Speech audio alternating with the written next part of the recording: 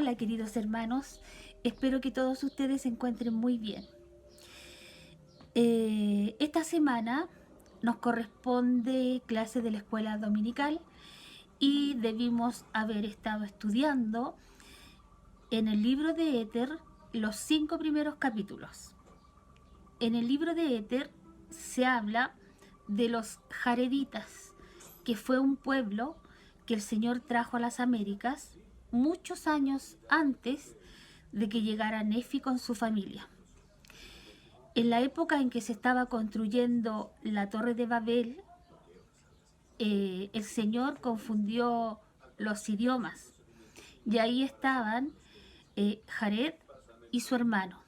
El profeta era el hermano de Jared. Curiosamente, no se conoce el nombre de este profeta, solamente se le conoce como el hermano de Jared. Y ellos estaban ahí y el Señor empezó a confundir los idiomas.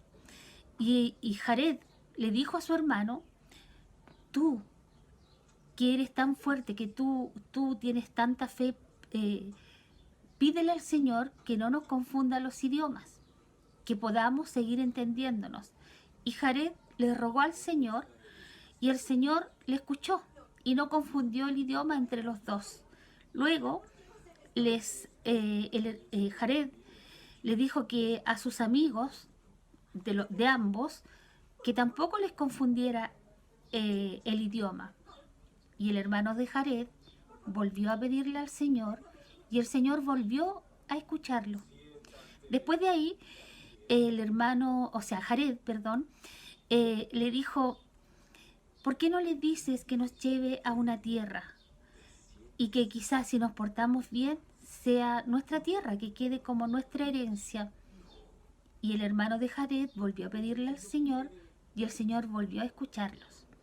Y los sacó de esa ciudad junto a todos sus amigos, a los cuales no les habían confundido el lenguaje, y también junto a todas sus familias.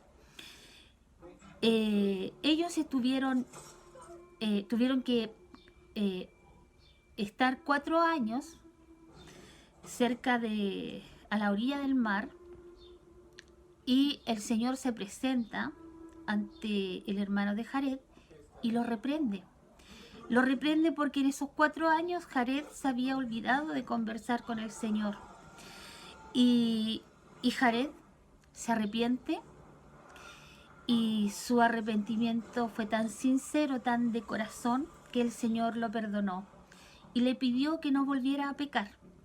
Y le dijo también que construyera 8 barcos y le dio las instrucciones cómo tenían que construir estos barcos, porque iban a atravesar el gran mar para llegar a la tierra de promisión.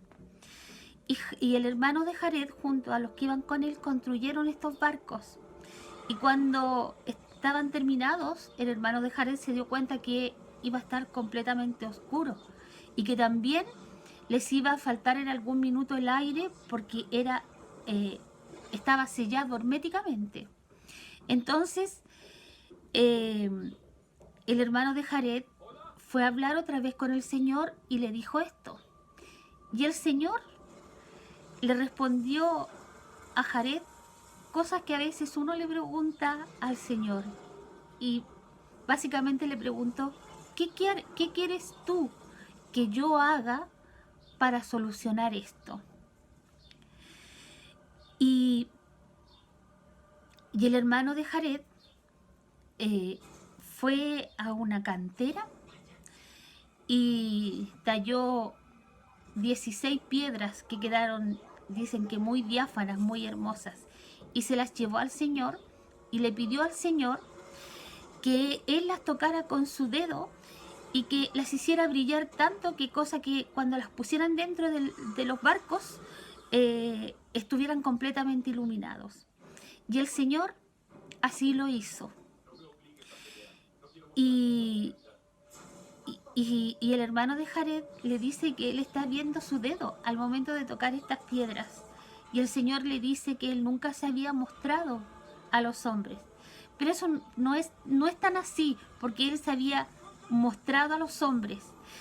¿Y cuál es la explicación? La explicación es de que el Señor, cuando se había mostrado a otros hombres, había sido su voluntad la de mostrarse a ellos. Y en este caso el Señor no tenía intención de que el hermano de Jared viera su dedo. Fue la gran fe del hermano de Jared la que hizo que él pudiera ver el dedo del Señor y que no le pasara nada. Es eso lo que el Señor quiere de nosotros. El Señor quiere que nosotros cada día, cada minuto de nuestra existencia estemos cultivando nuestra fe, estemos arrepintiéndonos de nuestros pecados y estemos tratando de seguir por este angosto y estrecho camino que nos lleva hacia su casa. Y también, ¿qué más vemos acá? Vemos el poder de la oración. La oración es muy poderosa. Muchas veces, cuando nosotros oramos, podemos recibir 3 clases de contestación. La primera es que el Señor nos diga que sí a eso que le estamos pidiendo. La otra es que el Señor nos diga que no a lo que le estamos pidiendo. Y la tercera es que el Señor no nos dé respuesta todavía. Aquí, en esto de no darnos respuesta todavía, también hay otras cosas. Como por ejemplo, el Señor quiere que nosotros seamos proactivos. El Señor quiere que si tenemos asuntos que arreglar, nosotros pensemos en las soluciones. Y después que tengamos las soluciones, se las planteemos a Él para que Él nos diga sí, está bien, o no, no está bien. Él quiere que nosotros seamos resolutivos. Él quiere que seamos, que tengamos la capacidad de resolver nuestros conflictos. Porque el Señor nos ha dado la inteligencia suficiente para hacerlo. Y si nosotros nos mantenemos en constante contacto con el Señor a través de la oración y estudiando las Escrituras, vamos a tener la capacidad también para poder resolver muchos de nuestros conflictos. Y muchas veces también esta respuesta que nos llega a nuestras oraciones es porque todavía no es el momento en que nos llegue una respuesta. Esto que les acabo de explicar fue dicho por el elder Richard G. Scott. Él lo enseñó. Y eso es así. También en el capítulo 5 del libro de Ether, se habla sobre la veracidad del libro de Mormón. Imagínense, Nefi y su familia llegó a las Américas 600 años antes del nacimiento de Cristo. Los jareditas llegaron muchos cientos de años antes y ya en esa época el Señor le hizo una revelación diciéndole que iba a aparecer un libro y que por eso esas planchas eran muy importantes, que ellos las escribieran y las protegieran y siempre los tenía que acompañar. Y ahí en esas planchas está registrado que cuando el libro de Mormón apareciera, iban a haber 3 testigos que iban a ver estas planchas y que ellos iban a testificar de que estas planchas existían y que eran verdaderas. Yo creo que a lo mejor, por lo menos 1000 años antes de que Jesús naciera, se hizo esta revelación. Y eso es para que ustedes vean todo lo que el Señor nos ama y que todas las cosas que Él hace son absolutamente perfectas. Nunca podemos encontrar ningún desajuste en el Evangelio. El Evangelio es tan perfecto que nos puede llevar de vuelta a la casa de nuestro Padre Celestial. Que por lo menos ese es mi gran deseo. Y yo creo que de todos ustedes también. Por eso estamos acá, ¿verdad? Tratando de perseverar todos los días. en las cosas buenas del Señor.